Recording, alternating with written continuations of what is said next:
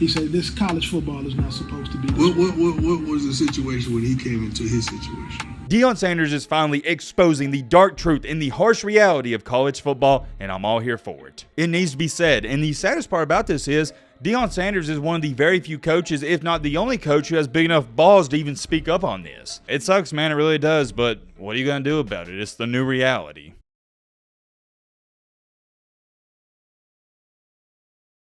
Oh man, it was only a matter of time before your boy Deion Sanders, aka Coach Prime, whatever you want to call him, spoke up on this matter and subject. And this is also another reason why I respect this man and I like him so much, because he says it how it is. He doesn't lie. He gives you the cold, harsh truth. A lot of you weren't watching the channel when I stated this because I said it over 3 years ago. That's hard to believe, but yeah, it was over 3-something years ago when I first said this. The NIL, I'm a fan of it and it's going to be awesome. There's going to be a lot of great stuff to it, but there's also going to be a lot of negatives to it as well. And maybe some of you are an OG of the channel and you remember when I first talked about all of this. Just like with anything in this life, with the good, you're going to get the bad, and we're seeing the bad to the NIL. And here we are, 3 to 4 something years later, and we are now seeing those negatives that I said were going to happen with the NIL. I wish I could sit up here and say I'm some rocket scientist, but you didn't have to be a genius to see this coming. Deion Sanders is finally exposing the dark truth and the harsh reality of college football, and I'm all here for it. It needs to be said, and the saddest part about this is,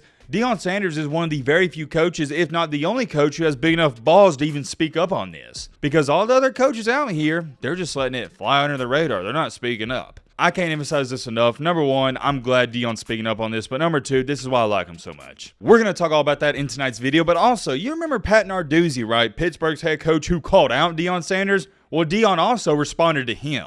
There's a lot of stuff going on with Deion Sanders. I'm all here for it. If you like the primetime show, that's what it's going to be about. And oh yeah, hold on. You thought I forgot? Another night, another primetime video.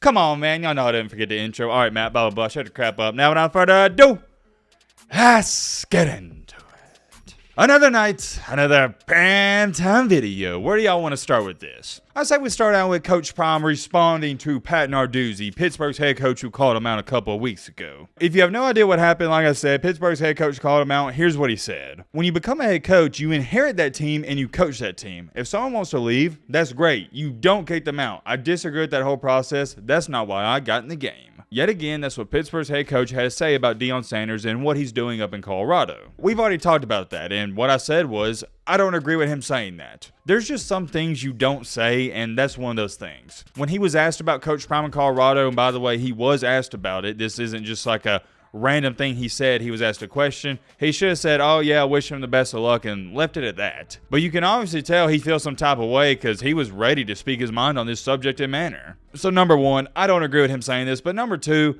I also stated, and I still believe this, mind your own business. You run your football team how you want to run it, and let Coach Prime run his team how he wants to run it. How about that? I think that's a great idea. What do y'all think about it? And here's another point that even I saw people bringing up in the comment section, and it's a great point. Pat Narduzzi was in a completely different situation when he inherited his Pittsburgh team. He inherited a relatively decent team who was making bowl games. Deion Sanders inherited a 1-11 team. It's two different situations. I don't want to go on a complete rampage and tangent on that, but that's up to date on where we are now. And also, ironically enough, I even stated in that video a couple weeks ago, I bet you guys that Deion Sanders doesn't even know who Pat Narduzzi is. And the reason I say that's ironic is because Deion Sanders finally responded to this and said, quote unquote, I don't know who he is. If he walked in here right now, I wouldn't know him. And some people may think that Deion Sanders is trying to be funny when he says that, but no, I don't think he knows him. Why would he know him? It's Pat Narduzzi. It's not like he's a big-time deal or hotshot. And I saw a bunch of people comment and stuff like this. Typical Deion deflecting and trying to be cool. He's a clown and Narduzzi is 100% correct. And that got over 200 likes, so I'd like to assume a lot of people agree with that comment in person, whoever tweeted that. Well, here's my take on this. How is Deion Sanders trying to deflect and be cool? All he said was, yet again, I don't know who he is. That's all he said. I don't see Deion Sanders trying to be a smart aleck or trying to be cool or any of that. And you're entitled to your own opinion, but let me know your thoughts down below. Are you on Pat Narduzzi's side or are you on Deion Sanders' side? I'm going to give you some more context. Here's the entire clip of where Deion Sanders responded to this, and Matt wrote a clip. And oh yeah, by the way, this is courtesy of Well Off Media. You know who it is. It's Bucky, Deion Sanders' son, who runs his channel. Go subscribe to them for me. I'd really appreciate that. Great channel, but yeah, like I said, wrote a clip. A lot of coaches have been critical from the amount of transfers. Pat I Narduzzi. don't know how. Why? Pat Narduzzi specifically. Who is he? Pittsburgh, head coach at Pittsburgh. Okay. He said this college football is not supposed to be. This What way. was the situation when he came into his situation? They were about 500 team or a little more. There was a bowl team, right? Mm-hmm. He didn't have to deal with the situation, so he's talking about something that he never had to deal with. I don't know this gentleman, but I wish him the best. I truly do. If he walked through here right now with his coaching uniform on, I wouldn't even know him.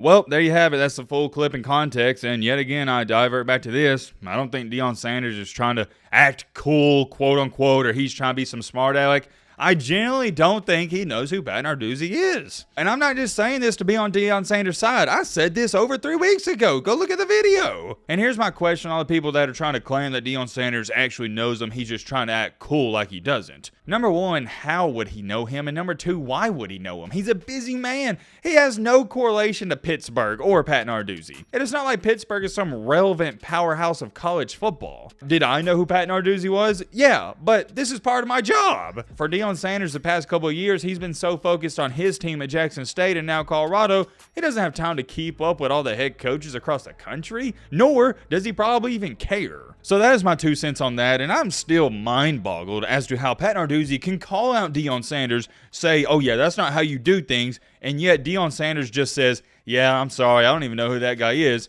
and yet Deion Sanders is the bad guy. Like, what? That's the equivalent to some troll account writing something on Twitter, tweeting at me, saying something, and I just look at it, I'm like, oh yeah, guys, I don't even know who this dude is. And everybody's like, oh yeah, look at Matt, man, trying to be all cool, acting like he doesn't know who he is. What? I genuinely don't know who he is. It's the same thing with Deion Sanders. We got to get a move on. I do not feel like screaming and ranting on that topic. It's not good for my health. We got to talk about what is going on with Deion Sanders exposing the harsh reality and the dark truth about college football. As I've slightly matured a little bit and gotten older in life, you know, with age comes wisdom, I've learned and come to find out that a lot of people live in fairy tale land, which is fine and dandy for them, but for me, I like to live in what I call reality. And the reality of college football, and I hate to say this, but it's the cold hard facts, it's no longer college football. It's a business. I know what you're sitting there saying, Matt, you're not making sense. You just said college football is no longer college football. What does that even mean? Well, it means I think college football is now NFL 2.0 or NFL Junior, like JV. What's the difference? Tell me the difference. We're now paying guys, and we also have free agency with the transfer portal. To me, at least, I don't see a difference. It's just the JV version of the NFL. And I will always say this, and I'll continue to say it unless my opinion changes, and I don't think it will. I love the NIL. I have a lot of friends in this college football space, whether they're analysts working for these media companies, they're blog writers, whatever, yada, yada, yada.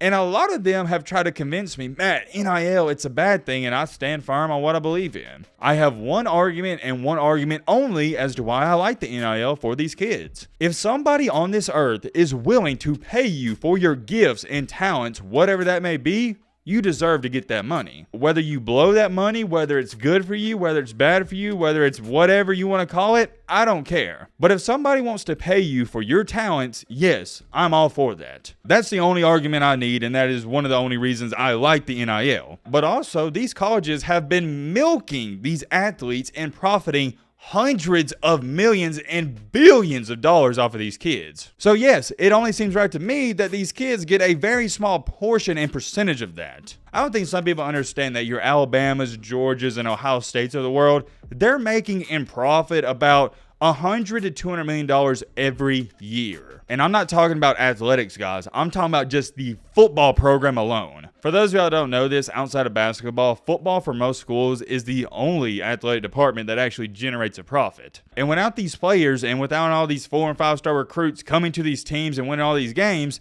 there is no football team. So yes, I'm cool with a star quarterback and a star running back and star wide receiver getting a couple $1 million for that team. I don't care. It doesn't bother me. I think players deserve to get paid. End of story. With all that being said, here's the dark side. Whenever we have a great player that's coming back for another season, these big time schools that got a lot of money like Texas, Georgia, Ohio State, USC, whoever, they try to steal them. The greatest example I can give you is Jordan Addison last year, and ironically enough, he was playing for Pat Narduzzi. Jordan Addison won the Biletnikoff at Pittsburgh, and then USC gave him a couple $1 million, and he left. That, to me, ladies and gentlemen, is the dark side, and that ruins the sport. I hate that. That would have never happened in a million years if it wasn't for the transfer portal and NIL. But now what we're seeing happening is when you have a kid who doesn't go to the NFL draft, who had a really good season, and they're coming back for another year of college football, these big-time schools are going after them. And let's say, for example, you got a kid playing at UAB, and he has a really good year, and Alabama's like, man, that kid at UAB is really good. Why don't we give him $100,000 to come here? Well, UAB can't compete with that. They can't offer the kid any money. You see what I'm saying? It's happening everywhere, guys. It just doesn't get talked about as much as I probably should even be talking about it. Another example, you got a kid at Texas State. Let's say he has a good year, and then Lincoln Riley's like, man, we could use that kid on offense.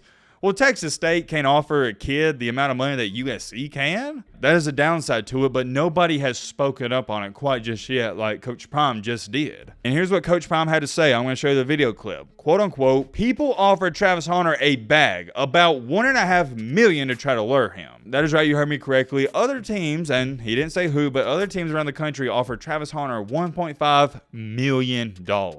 Not gonna lie, I'm kind of shocked he turned that down. That's a lot of money to say no to. Personally, I think he made the right choice and decision by sticking with Deion Sanders because that's just the best fit. But $1.5 million, hard to say no, especially when you don't come from a lot. Yet again, this is off of Bucky's page, Well Off Media. Go subscribe to them. Here's the clip. Matt, roll a clip. You made news with Travis Hunter from the day that he flipped from Florida State to Jackson State on National Signing Day.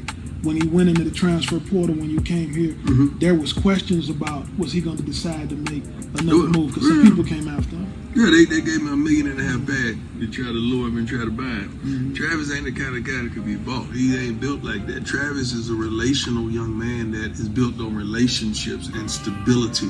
And that's what he wanted and that's what he desired. That's why he decided to ride and to stay with us. But wow, there you heard it from Coach Primetime himself, $1.5 million. I can't get over that number. That is a crap ton of money for a cornerback / wide receiver. We can really just call him an athlete. And here's my question to you guys. If you were in Travis Hunter's shoes, would you turn down $1.5 million? Be serious. That is hard to turn down. I mean, Jordan Addison, he couldn't turn it down. He took the money at USC. After hearing that news, my respect for Travis Hunter went even higher than what it already was. Great kid, and he obviously has great integrity and high morals. He's not going to sell himself out, and I think he sees the bigger picture where a lot of kids, they get blinded by all that money. I've said it before, I'm going to say it again. What's the point of making $1 to $2 million at the collegiate level when in the NFL you can make $40 million? He could have took that 1.5 and that was probably from USC and he might have fell in the draft. And I don't know if some of y'all know this, but there's a huge difference from being drafted outside the top 10 compared to being a top 5 pick. You're talking about right there alone a $10 million difference. And I think that's why Travis Hunter wasn't too enticed by it because he knows in the long run he'll get that money. It's definitely interesting though that teams were literally trying to buy him away. What has this game even become? Like I said in the intro, I hate to say this, it's just sad because we're the NFL JV. It's no longer college football. I'm happy these guys are getting paid and they're getting offers, but it just reminds me of the NFL. And I don't want to be the NFL. I want to be college football. It sucks, man. It really does. But what are you going to do about it? It's the new reality. I'm very curious, though. Let me know your thoughts down below about that.